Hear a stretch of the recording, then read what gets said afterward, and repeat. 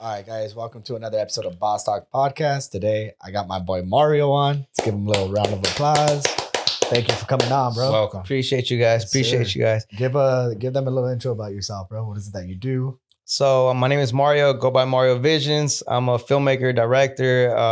Own a bunch of film studios and been an entrepreneur for like 7 years now.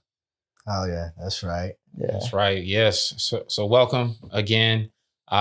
This is Boss Talk, and we start every episode off with a Boss Talk. Today's topic is going to be on patience. So we spoke about this before on previous episodes.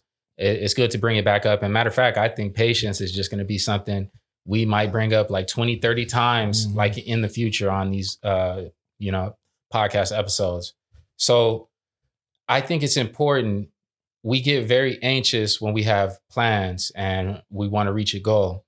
And sometimes we get closer to that goal and then we reach a fork in the road where we have a decision to make. We can make the quick decision and get something going, or we could kind of sit back and let something build up to be better.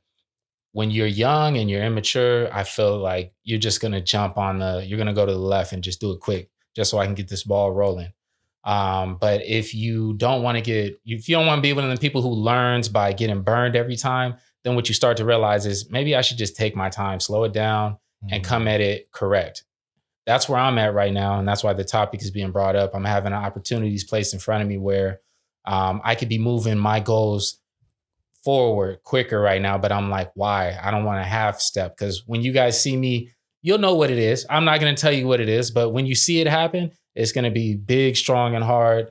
No homo. But, just had to throw that out there like that. So I think patience is a virtue, as they say. Take your time with things. Do it the better way. Not even just the right way. Do it the better way always. Yeah, I feel that, bro. Especially when it comes to so people want, of course, all of us want to get somewhere in our lives. Like, we want to get to that level already. But the quicker way, like you said, is not always the best way, and it's like sometimes an opportunity will come and that opportunity looks all nice to you. But at the end of the day, that's not the right door to go through just because it's the quicker way. Whereas if you have this relationship you're established with, and it's like how we were talking about off camera, people want the money now. Yep. Instead of establishing a solid relationship where that relationship will get you places, that money, you're just going to get paid that one time. And then there goes that relationship because you were asking for this rate, so that's why it's best to be patient on your ventures, on entrepreneurship, on your goals that you have, and everything will come with it. That's true. I mean, patience is it's good that you started with that, because I think that's like one of the most important things in life. Like, for me, jumping from the first studio to the second studio, I was supposed to get the second one right by there. It was literally like 5 minutes away. Very convenient. Didn't work out. 6 months later, because I wanted originally some other spot, but the other spot was way too expensive. Right. And I had the money, but at the same time, I could have risked it all. And I'm like, it's not smart to just jump in because I'm still learning the system. Like, let me go on to the next one, but a little small jump. Right. It didn't work out. It was a whole problem that happened with that. But 6 months later, the other one, the one I originally wanted, was still there. And it worked out. Everything obviously a lot of things happened that could have I still could have lost everything. But for the most part, just that allowed me to just be patient. It didn't work out. Okay, let me stack my money back up. And if that place is still there, I'm going to get it's meant to be. Sure enough, 6 months later, it's there. And now I'm financially ready to go get on it. So I think people tend to not see that side. They think they see the money, or they see people having these things. They just want to move in quickly. But it's like, bro, I try to tell everyone that hangs around me sometimes, they see sometimes what I have and they want to get it. And I'm like, dude, this was 8 years, 9 years. I wish I could tell you next year you can make this, but realistically, you're going to have to lose money. You're going to have to lose time. And, you got to be patient with it. You can't just want it, because it doesn't happen right away. I think that's a good point too. Like, a lot of people, they want it now, but they're not, or they say they want it in general, right? But they're not willing to make the sacrifices that it takes in order to get there. They're not willing to sacrifice, people, they go to bars every single weekend. You're spending $500 a weekend. Imagine spending $500 into something that you say you want to do, investing in yourself. Right. You know, and then like you're wasting all that time going to the bar at night. Guess what? Now you're waking up hungover, and there goes a whole morning. There goes the whole next day because you're hungover all day instead of spending time to, like we spend time to do this podcast, Right. Because we enjoy it and we believe it's going to get somewhere, but we do it because we love it. Right. But just the dopamine, bro. I feel like when you said like the bar, people right away want to go in there because the feeling, right? That moment, they're drinking, having a good time. What happens the next day? Back to reality. But when it comes to, you said $500, they don't want to see a year from now. They don't want to see $500 stack up or investing. They just want that moment, the feeling. It's like when people go buy a car that they shouldn't. They want it that moment. They don't want, let me financially be really smart with this. This car is like liability, but people just want it. They want to see it in the parking lot, in their garage, whatever the case is. You know what's crazy about it is that in particular, what it needs to come down to is like people got to realize you want it, but can you even handle it? Because to just have it for a moment is really nothing.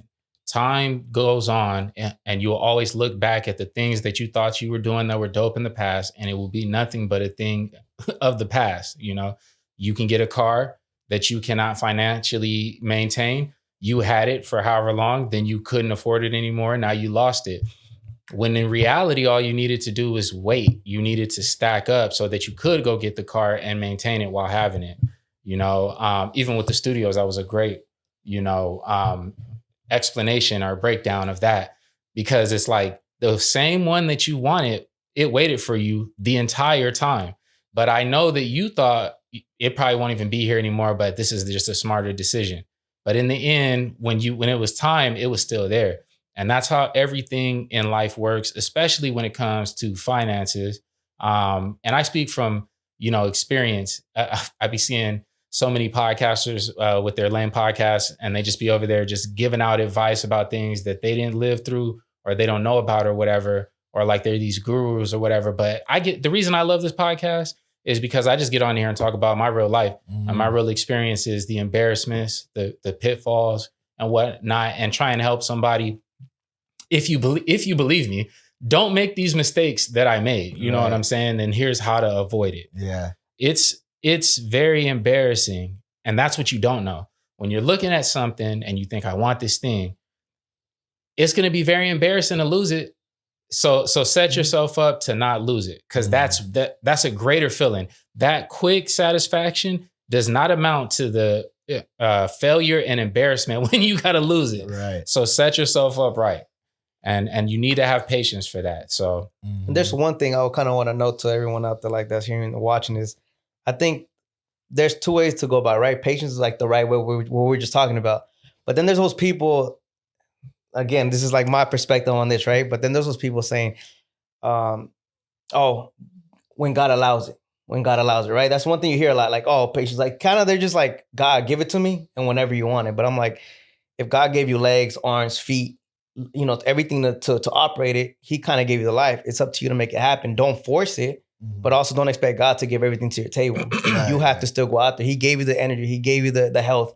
If you have all that, you can't push it, but at the same time, don't expect him to give it to you. When people are just like, whenever it happens. And I know a few people that just like, when God's timing is like, dude, it's not on God's timing, it's on your time, but he gave you the opportunity to be able to have that time. Right. But what are you going to do?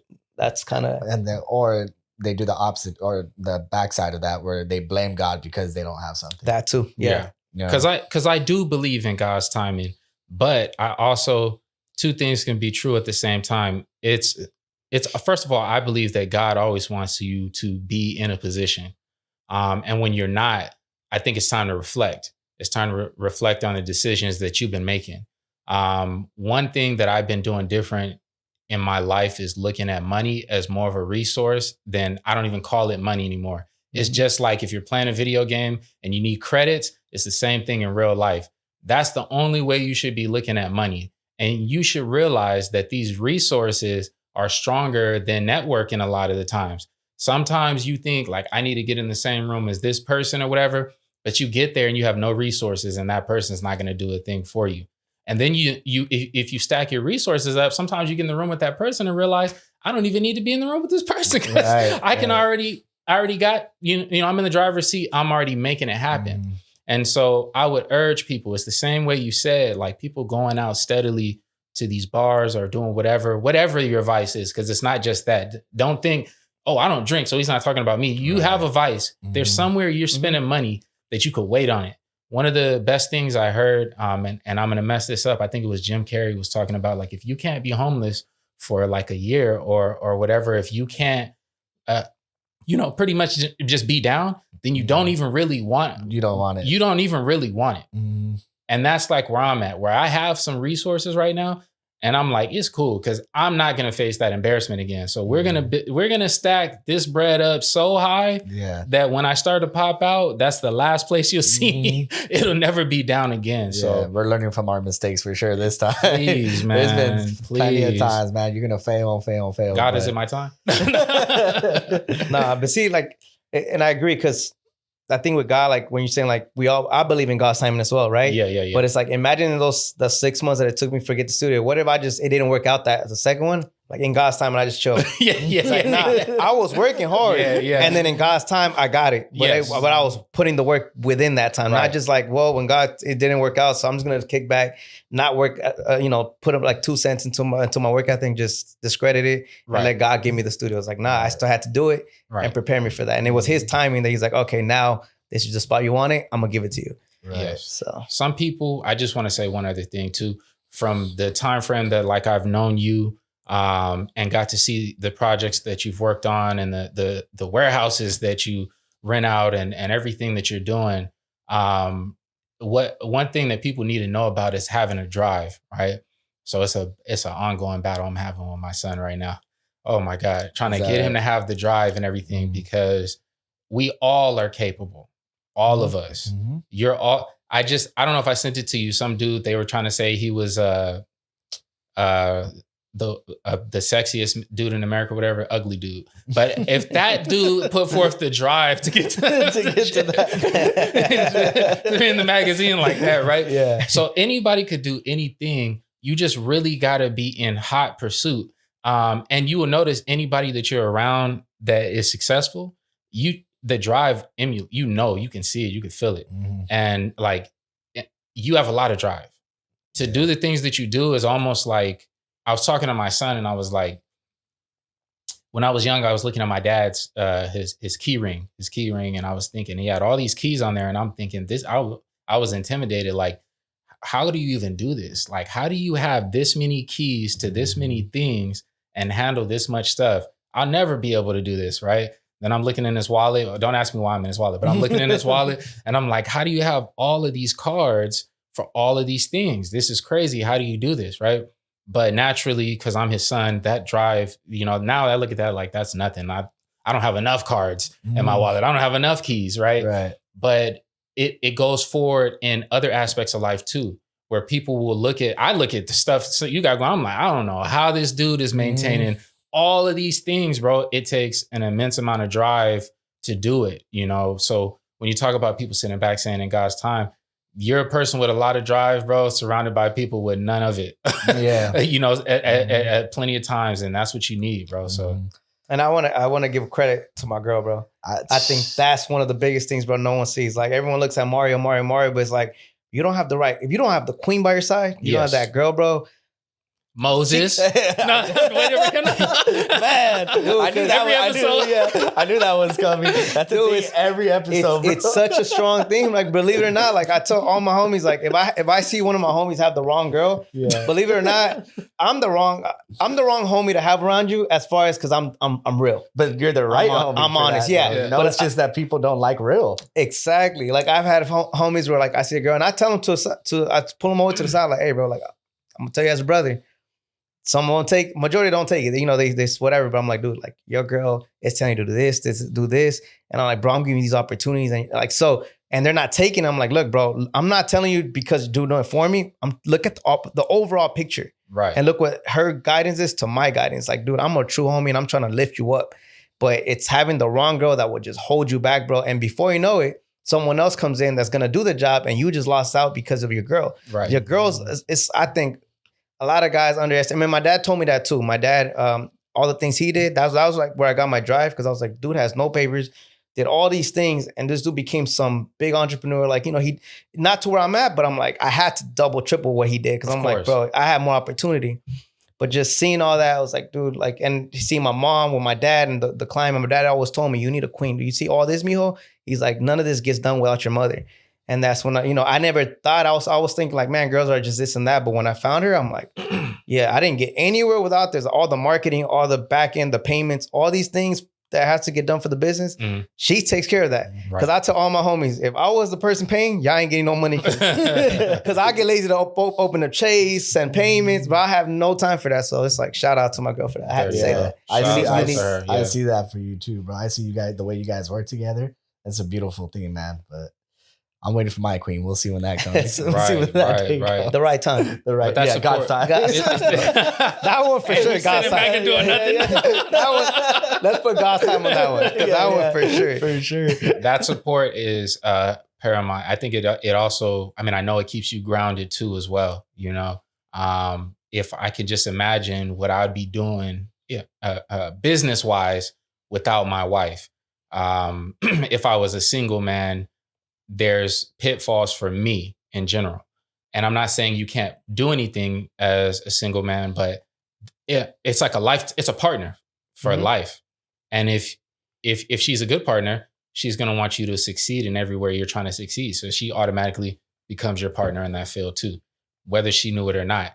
If you were a painter and all of a sudden you get with a chick and she doesn't know nothing about no art, she's going to be into art now if she really is for that, for you. I mean, because she's like, all right, well, if your paintings don't sell, then we can't pay the rent. So like, I got to help them. You know what I mean? Right. So it's a support, and I encourage everybody. But of course, just don't go out and get any old body. She got to be the right person. Or for any female out there, the dude needs to be the right person for you too. You guys need to support each other and whatnot. Mm-hmm.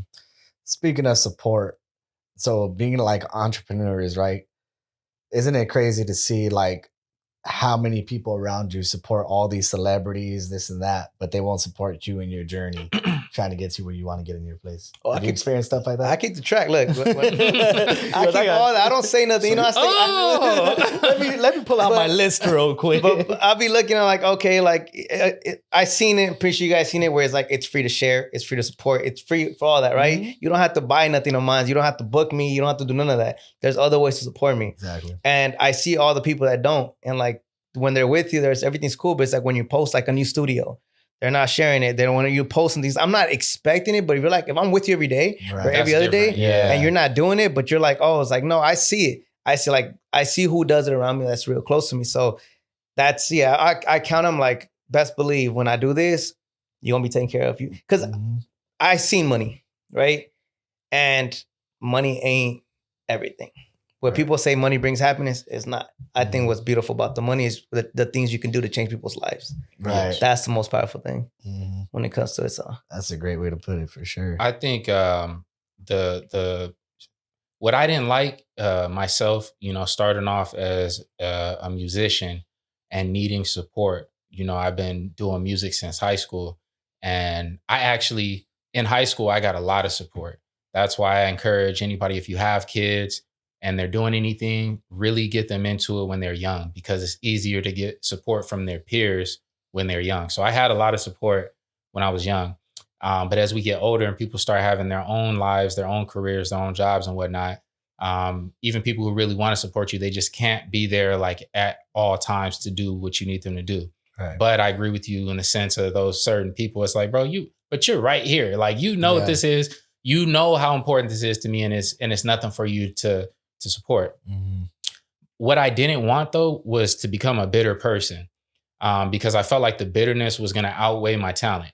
It was going to distract me. It's like, am I making music now to get back at the people that I'm upset with? Or am I making it because I'm happy and I'm in the right space and I'm making the art that I always wanted to make? And so a trick that I have is I always try and remove the blame from other people.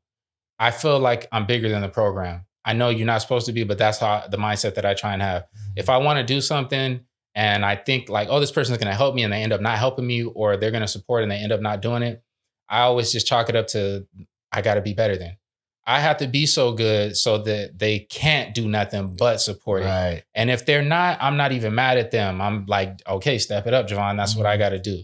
You know, that's just one way, one angle that I choose to look at situations like that. Right. That's the right mindset.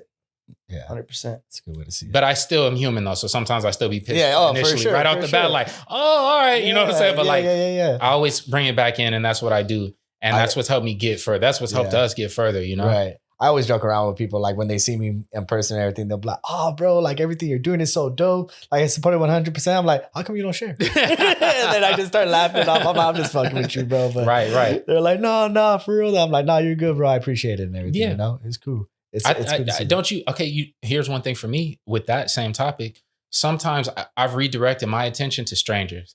I'd rather like, okay, I know you guys cool, like whatever, you don't want to support, you do or don't.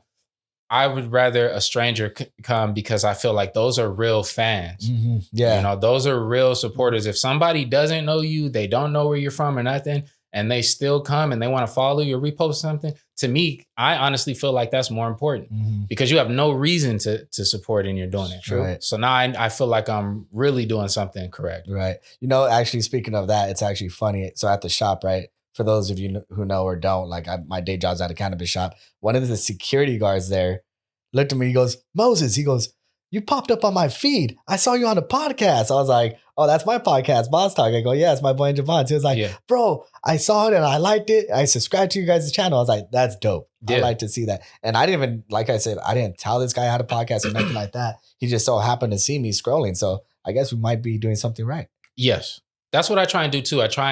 I'm at a point now. I'm not advising everybody to do this because you got to be a go-getter. You got to go out there and let people know what you're doing to get your audience. But like at the point that I'm at, a lot of the times I don't even let anybody, I'm not hiding it, but I just don't tell anybody like, hey, I'm doing this because again, I'm looking for the strangers. I'm looking for the people who naturally are going to come across it, see it, and then want to stick with it and be like, okay, I need more of this, because that's how I take in content. Like the people that I follow on Instagram or any other social media, I don't know these people in real life. And I might have seen one reel from them, and that reel was so good to me. It resonated that I'm like, I want to see what else they're doing. Here's the follow. Right. You know, so that's where my mindset is with that. That's good. I like that because that's the same. It's good that you label it like that, because using that energy on this, like, why aren't you sharing? Why aren't you doing this? That technically takes energy. You need all your energy in order to success, to have success. Right. You can't just be like, oh, like why aren't you doing this? Why aren't you doing that? It's like you just gotta lock in. Yeah. And everything at the same time. I guess one thing I told him was like, and I had a counselor next to my dad's house that told me, because I used to be mad, like, man, my parents ain't supporting me. They're not doing this. They're not doing this. I had to go on credit cards. I had to go into debt. I'm like, man, they have money to be supporting me. They're not supporting me nothing. But she said, look, it's a new generation, new time. They don't understand your stuff. You got to prove it to yourself, and then they'll follow. Right. And that's what I had to do. And then 2 years later, my dad came and supported, but it took he didn't support. He bought my computer. Once I bought all the parts, he came and he cashed me out. He's like, how much was it? And he cashed me out, but it took 2 years for him to finally believe in me. Yeah. So, sometimes you got to just keep going, ignore the outside noise, and then everything follows. Did he? But see, I would even go further and say it didn't take him 2 years to believe in you. It took him 2 years to believe in that thing. Yeah. You know, like maybe he thought you were taking the wrong path or a better path would be there for you, But it's just like you said, the counselor said, for them to understand it, And so you put in the work, and that's it. You gotta, that energy is important. It's so important where you direct it. So it goes along with even like this podcast, right? A lot of people start something and they don't continue to do it. Yeah. For us, it was always like, we've always talked about starting a podcast, this and that. And then we finally started it, bro. And it's like, oh, we're going full-fledged. And I think that's what it is. A lot of people are starting to see like, oh, they're really doing it. Like this is a thing. It's not just something that they started and they didn't want to do it anymore. And that's it. Yeah. Like, no, we're doing this. We're keeping it up and we ain't going nowhere, guys. So that's I think one thing I want to add too is that like what I love about this podcast is that there's nothing that you and I are trying to, like, I'm not gonna say there's nothing we're trying to achieve, but like you and I haven't had a discussion of like, hey, bro, if we don't get $10,000 in sponsorships in like 2 months, I'm done. I'm not out. I'm here, bro. We lose money actually doing this. We lose money and resources to do this, and we still continue to show up and do it. I just am a person where when I start a project, I'm going to finish it. Right. And for this, there is no finish. We just keep going to have this, to own it. And for that reason, the content's going to be better because we're not trying to do anything. We're not looking for any moments. I'm not trying to pull something out of you. It's funny. We had another dude on here and he was saying, oh, he loves this podcast. This podcast was clean. It's not messy. And we're like, what do you mean? And he's like, oh man, I went on some other podcasts. And the first thing they ask is like, so what do you have? Who do you have problems with? Who do you have beef with? Yeah. They're looking for moments right off the bat. I'm not looking for nothing. Moses not looking for nothing. We're looking for a good time. Yeah, that's it. That's it. And that's why we continue to do it, because we enjoy it. You know? And speaking of good times, it's always a good time when the Dodgers win. That's right. So we just won yesterday. Sadly, I didn't get to see it because I was out with my kids doing my fatherly duties. Did you guys catch the game? I didn't catch it. I was working. Okay. I caught it. You caught it. And just the last inning. And your thoughts on it? I know we were speaking before that we turned the cameras on. Your thoughts on it? I mean, it was good. Yeah. It was good. I just saw the highlight of the play, the last play where they won. Bro, that play was sick. It was, I think, somebody hit it to outfield. He caught it. Yeah, exactly. Double outs. It was clean, bro. For sure, man. I'm actually invested in this right now for more than one reason. For one, we're Los Angeles residents, so it's like anytime we could take home another trophy, let's do it. You feel me? Right. But secondly, because look, this is my whole little thing that I'm gonna bring together. So we're playing against Toronto right now. And I feel like this would be an absolute extra win for Kendrick on top of everything, bro. If we could win this, I'm sorry. I love you, Toronto residents, but right now we're still beating up Drake for everything. Exactly. Nigga lost in court, lost the rap battle, and now he's about to. Please God, I hope he loses this one too. Just ultimate shutdown, and then we could, what's it? What do they say? Pick up. Back to your regular schedule or whatever. Yeah, so, regular programming. Regular programming. There you go. There it is. I don't know if you saw that video of him like, oh, the biggest Sixer or whatever. And you go in the comment section. It's Drake. He's all of a sudden he's a Blue Jays fan. Nobody's ever seen him in no games or nothing. And then I went in the comment section and people are like, I'm from Toronto and I'm a Jays fan, but this dude is lame. Like, they ain't even supporting it. I saw for what it was the whole time from the jump, which is that we know what Kendrick's really about. And then I know where I first saw Drake, and it wasn't the same place that I first saw Kendrick, you know? So for me, it put up that challenge was dumb. And then it's like, you lose, just like I knew you were going to lose. I was never even shocked about that. And then out of nowhere, it's like, okay, but you're still Drake. This is how I thought back then. You're still Drake, bro. You're going to be solid. You just lost this. You could just continue on making the music that you make. Your fans, you still have your fans, whoever was still there. But he couldn't do it. He couldn't do it. His pride just wouldn't let him do it. Then he comes out with the lawsuit. And now, yeah, bro, like a few weeks ago, judge was like, it's a BS case, threw it out. So that's over with now. So now you lost there. And what's crazy about that is there was actually people who were like, oh, it's okay, watch. When he wins this case, then you guys are going to see what's up. The case got thrown out. And now, what's the chances that the two teams in the World Series is LA and Toronto, yep. You know? And then Kendrick was just at the Super Bowl. So that was already one of the biggest events. Bro, if the Dodgers win, y'all better bring Kendrick out again. Straight up. Oh yeah.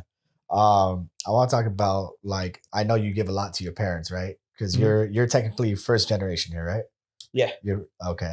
Let's talk about a little bit about that. Like, how your parents raised you to be the man you are today, and all of your drive to be where you're at today.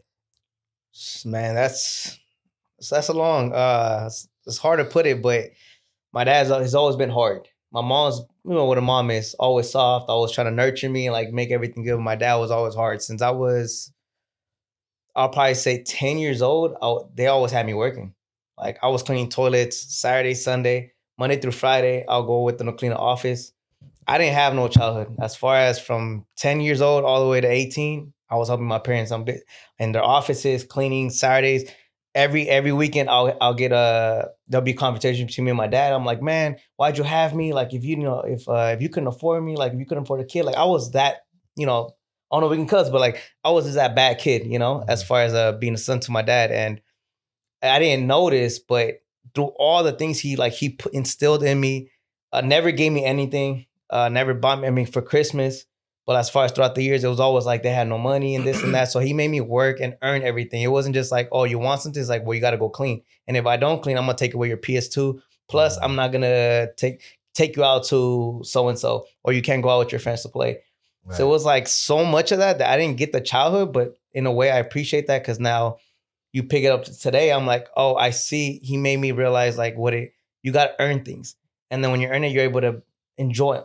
Mm-hmm. So now it's like, I'm able to enjoy life, but it sucked that I didn't have a 10 to 18-year-old kind of lifestyle to some degree as a kid. Mm-hmm. But I was able to have the life that I wanted at a younger age, which is, I'm not old right now, so me to be able to enjoy life. Right. But it was a lot of I didn't have the best life. Like when I looked at all my friends going to the movies on Friday night, my parents didn't let me leave anywhere without they had to be there. They were true Hispanic. They didn't let me go walk home from school. Mm-hmm. Mind you, I was a bad kid. So if they allowed me to do those things, I probably would have gone the wrong side.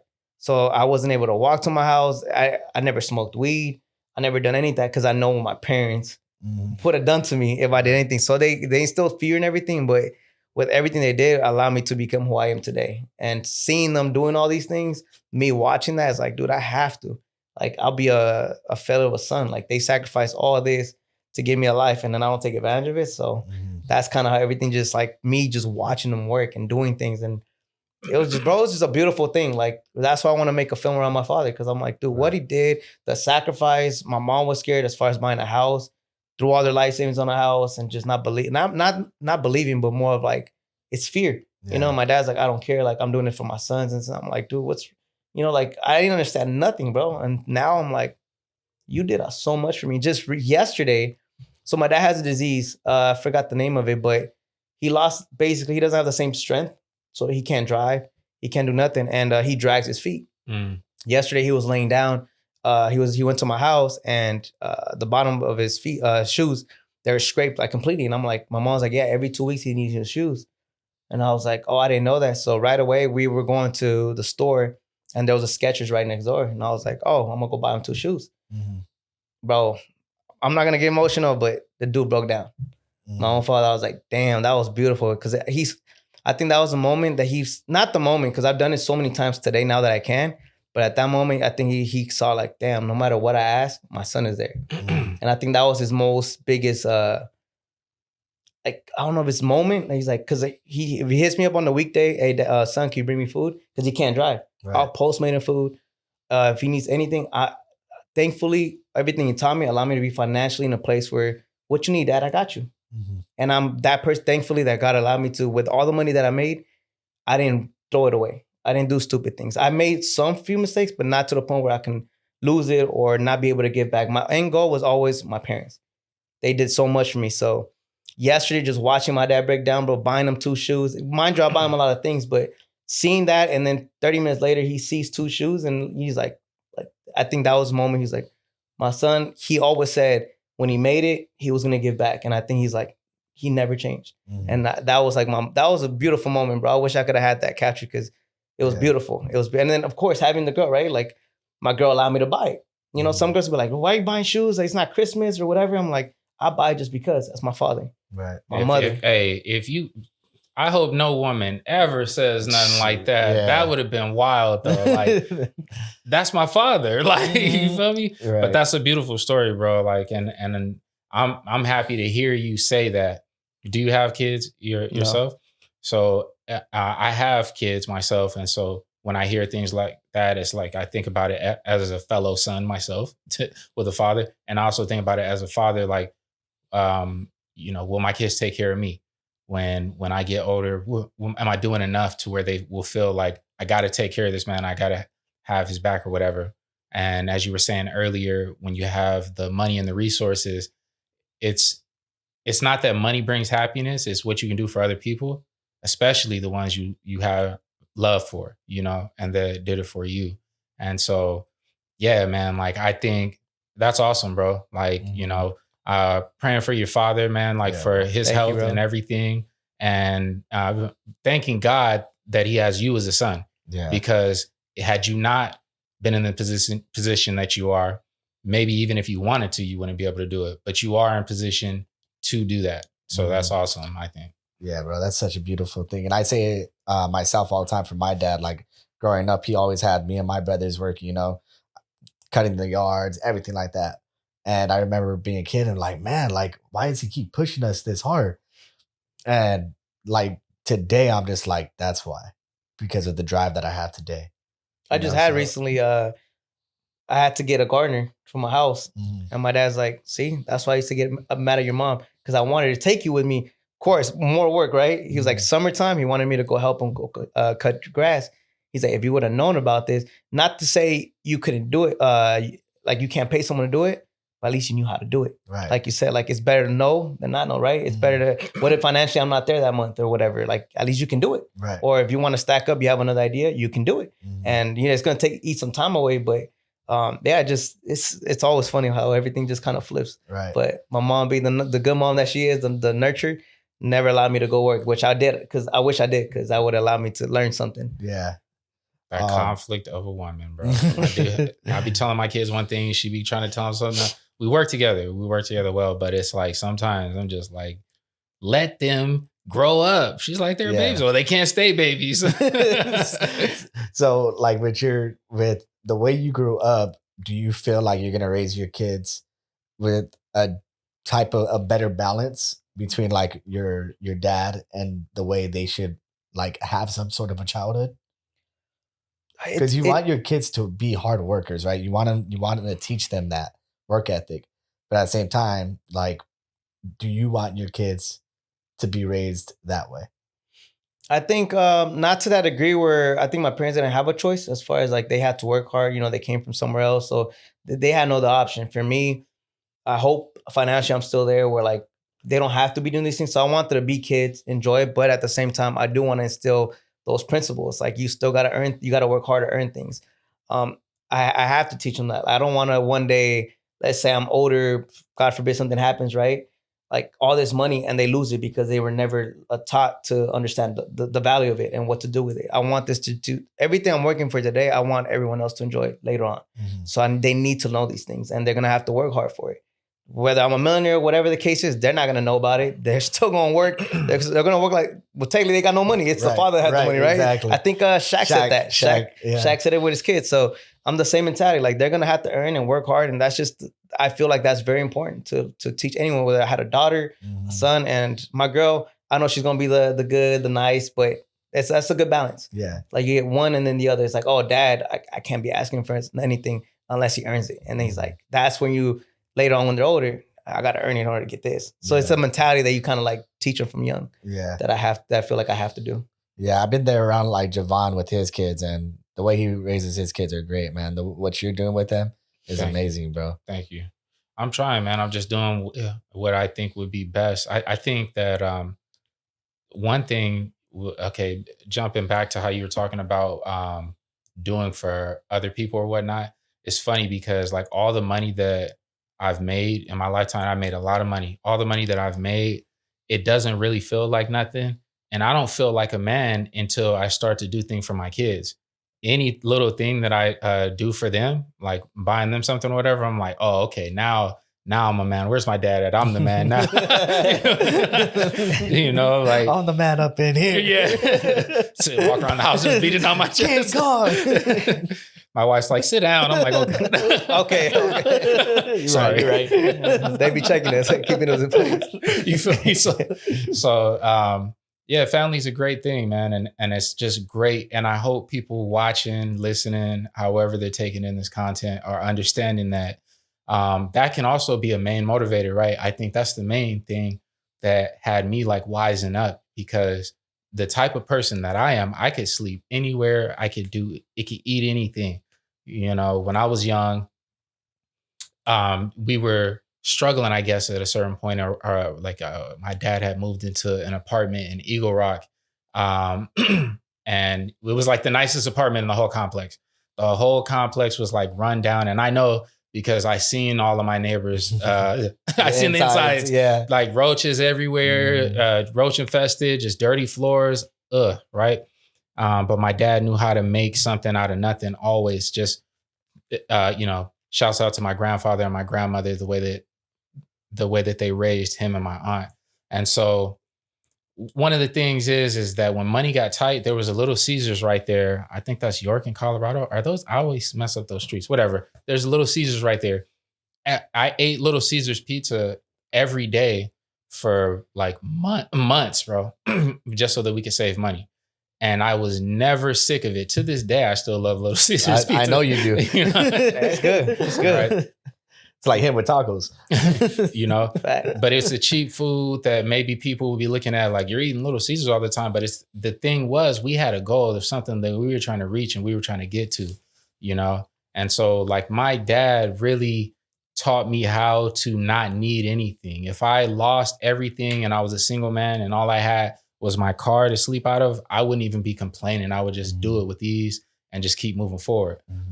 The reason that I bring this up is to say that now that I have a wife and kids, my kids are not going to sleep in the car. And I'm not going to tell no woman to go sleep in a car. You feel me? Like, we got to make moves. Not to say I haven't lost things and been down. We have them, and it's been bad situations, but like, they are real motivators to get things done. Not no shoes, not a gold chain, not a specific car. That's not the real drive. The real drive to get it done and get it done the right way, securely, is the kids, because you can't let them down, know? And I just think about the next generation that I'd be messing up. I don't want them to have no excuse of like, oh, well, we didn't have this or you didn't do that or whatever. Granted, like we know it teaches character and whatnot, but not because of my mistakes. Right. It should just be like, I didn't have the resources and I was growing. Not I had the resources and I lost them and couldn't do for you. You know what I'm saying? So I try with my kids, man, and I just let God lead my life. And if God is the head of me and I'm the head of the family, then everything should work out fine. So, but thank you for that. Appreciate that. Yeah. This is like just stuff that, like the stuff that we go through. We're all creatives here, right? We're all in the film world, music world, everything. This is stuff that I want to put into like my projects, my scripts is stuff that I've been through in life. I'm sure you the same, and I'm sure you the same. I'm actually happy that you're starting to get into narrative content now, because my boy's been doing music videos forever. Very talented right here, by the way, guys. Super talented guy. But I've been telling him, I've probably known you for what, like 6-7 years now, maybe? Yeah. When we met. And I was like, oh, bro, like you should get into film. And you're just like, oh, I don't really watch movies, this and that. But you're starting to get into movies now, right? Yeah. What's one of the latest movies you watched? The Maze Runner. The Maze Runner. I don't think I've seen that one. I know what it is. Though. I don't remember the plot. It came out a while. It's like early 2000s. They have 3. Okay. And I watched literally, as soon as I watched one, I watched all 3 back to back to back. Yeah. It's really good. I think just overall, just storytelling, just the way they put, it's crazy because they really, I don't know if they planned it, but it was like movie to movie to movie, but it all connects. It's probably a book. I find that all the time. I'd be like, hey, these were good. And then somebody's like, yeah, I read all the books. I'm like, I didn't even know there was books. I don't read. Sense. No, just right. It's like even the Wolf of Wall Street was based off of a book. I didn't know that. Yeah. Like, that was a good one. That's a great movie there. Yeah. So since we've all been on sets, I'm sure, do you have like I'm sure we all have bad experiences with like directors, producers, and then we have good experiences with them, right? Mm-hmm. I remember one time, bro, I was on a set. This dude was making a short film, right? And he had like budget and everything for it. And he literally leaves us hanging like midway for nobody to even be directing the scenes. What did he do? He was the writer director. No, he was just outside talking on the phone. And then we were going up to him. We're like, hey, bro, like we're on the next scene. Like, what do we do? Like, what do you want? He's just like, oh, just film it. I was just, yeah, but what kind of camera shot do you want? What lens do you want? Like you're not even talking to the DP about what you want. Like, how do you want to portray this story? And he's like, I'm busy right now. Like, just go handle it. So I landed up actually having to step up and be the freaking director of this project. What was everyone else doing? I finished the whole rest of the script. Everybody else, everybody else was tripping. Like, same thing. where is he at? I was like, I don't know what this guy's doing, bro. So I ended up just taking over and everything. And obviously, I got no credits for that, by the way. But after the whole thing was finished, bro, this dude comes in and he gives like a mean old speech of like, "Thank you everyone for being here. I'm so happy to be directing this project, producing it." He goes, "I know. There's a lot of." He said something cheesy like, "I know there's like a lot of hard work and tears that go into these projects, but just know that film lasts forever. So thank you guys for being a part of my project." And I was just like, this guy. Bro, Oh, you should have came up right behind him. Yes, thank you. You're welcome, all of you guys, and everything. Code that right there. Straight up, bro. But it's just weird, like how there's so many people that are in the like, because like I said, this was like a big budget project, you know, and people just have it made like that, but they don't take advantage. They don't take advantage, or they don't want it. You know, it's like even when I was going to film school, I went to film school for like a year and stopped. But everybody in that school, bro, it was like their parents just had money, and these kids weren't even taking shit serious. I think that comes back to a mentality thing, dude. It's like you can't teach that, like, and also you got the passion for it. So you can give somebody millions of dollars to do something, but if they're not passionate, just like that guy, I'm pretty sure he wasn't. He's like, you're just not gonna care. You're not gonna have no drive. You're not gonna put anything for it. But give someone no budget, he's still gonna put his passion. He's still gonna put everything into it, as if he was given that. But with nothing, he has to make it work. Right. It just comes down to passion and drive, bro. Like a lot of times, some people don't. They just don't have it, no matter how much money you throw at them. So it's a thing, I think, where I've had I have a ton of funny stories of being on set and people doing dumb things, and the same thing. People who are supposed to be directing and then like they're not directing and they're just kind of lounging, taking photos, and then they leave and it's like, all right. But then again, you know, it's a thing of like, where am I going to put my energy? Am I going to like find that person and be like, "Hey, what are you doing?" You know what I'm saying? Or it's just like, whatever. But I think that in general, people want to jump into something and they're not passionate about it. And then it's never going to get done right. You know, whether you're knowledgeable or not, if you're just passionate about a goal, things will get done correctly. But you got to have that real want in there for that. I think one of the things that I find interesting, not just in film, but in all of the industry right now, that I want you guys' thoughts on, is what are your thoughts on how AI is coming into play? It's definitely a tool to use, but I wouldn't go complete AI on a full project. You know, like there's people that are using AI to write a complete script. And actually, I think right now, AI is not even be able to use on YouTube. Do you know anything? YouTube you can, and also I think movies, not the whole thing, right? I think it's like you could use it as a tool, but not as the actual movie. I mean, but it's here, bro. So at the end of the day, you know, we have to learn how to use it. We have to learn how to adapt to this new age that we're coming into. I think when it comes to AI, this is my personal. I've been watching this for the last 4 years, and just recently, I don't know if I told you, but I tell everyone around me, we got like 1 to 2 years to really like. I mean, obviously there'll be some jobs with AI, right? That would probably make a lot of money. But as far as what we're doing today, if AI could take your job, right now we got 1 or 2 years to change that. Like we got to put in our foot down, because right now everything is changing. Right. So you got to adapt with it, but also a lot of people are getting taken out by AI. Yeah. So it's like a scary thing. So it's just like, for me, I just got to put the work in. I got to just look at the market and just know my time is coming too. I mean, I've got affected by it as well. Right. So I had to just kind of like, it's scary. I think where we're heading with AI in general for everyone, you saw Amazon, UPS, they're all getting lost. Everyone's getting laid off. Yeah. A lot of film projects, I've seen a lot of people, not film projects, but like short content pieces, like social media, that's also coming in now. Right. So it's like, to what degree eventually to like, we're not out of job, but like literally like no jobs. Right. Like it's just a whole new world, bro. Like even going to the movie theater, there ain't no people right there at the kiosks no more. All it is you're buying your ticket from like a machine.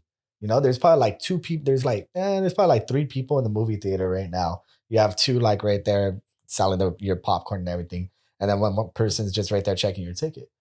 And then also people aren't even really going to the movies anymore, which is crazy because the movies are coming out literally like 2 to 3 weeks after they're in theaters. you're already able to rent it or buy it on Amazon.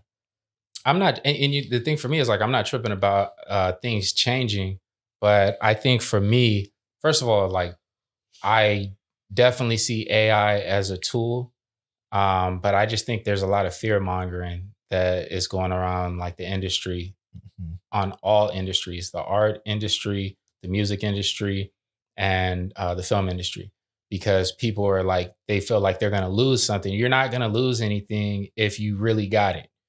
As a person who really knows how to write, and I never needed help writing, I'm not afraid of being outwritten by AI, because at the end of the day, before AI, there was still competition, and that Right. competition never stopped anything, anyways. Right. It's just like as if it's another person, in And a way. and here's something that the audience should know and take into consideration, because I feel like people don't be thinking deep about things.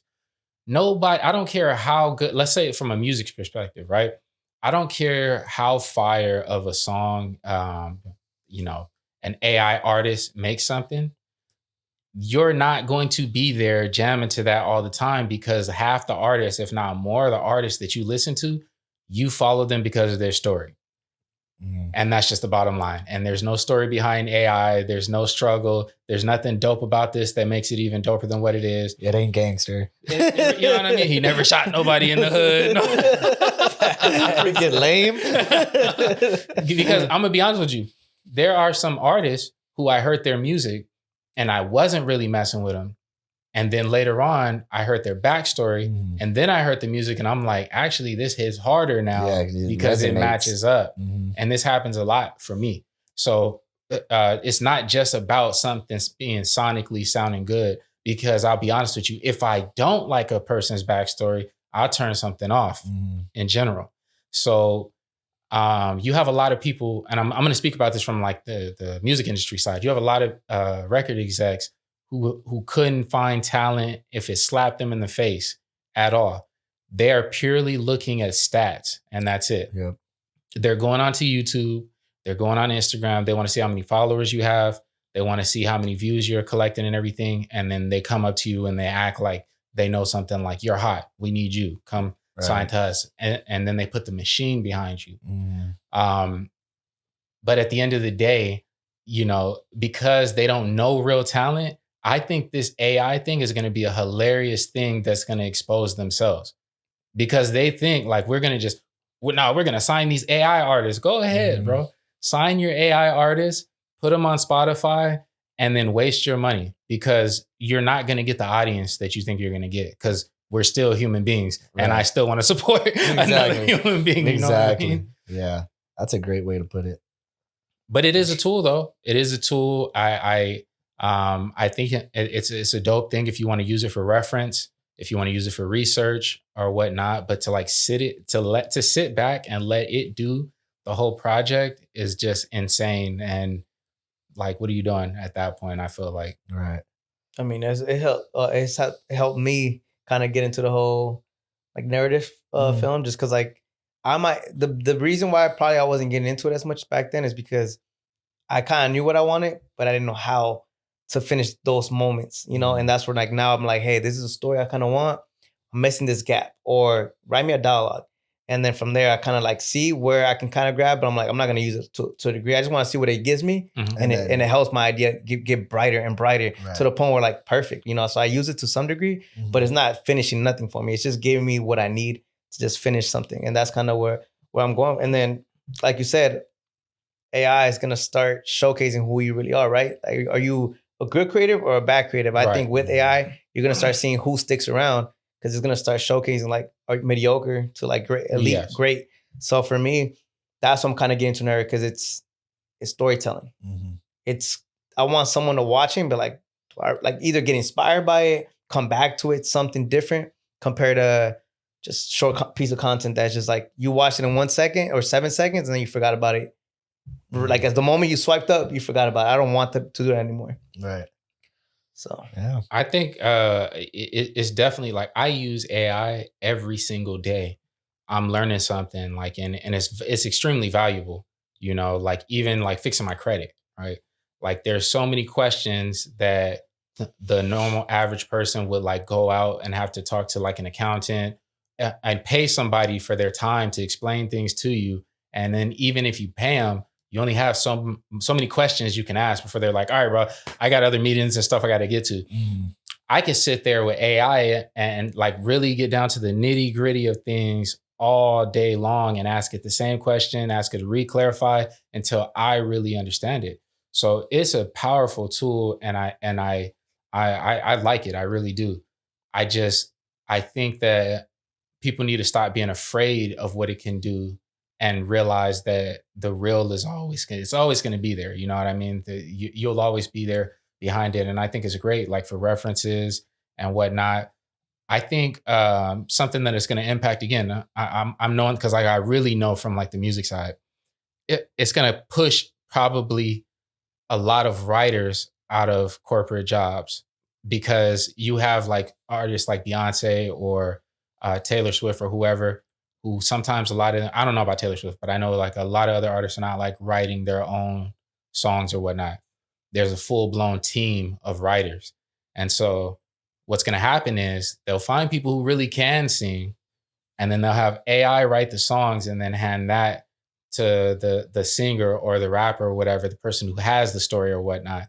But then at the same time, you can't be more mad because these are just more ghostwriters.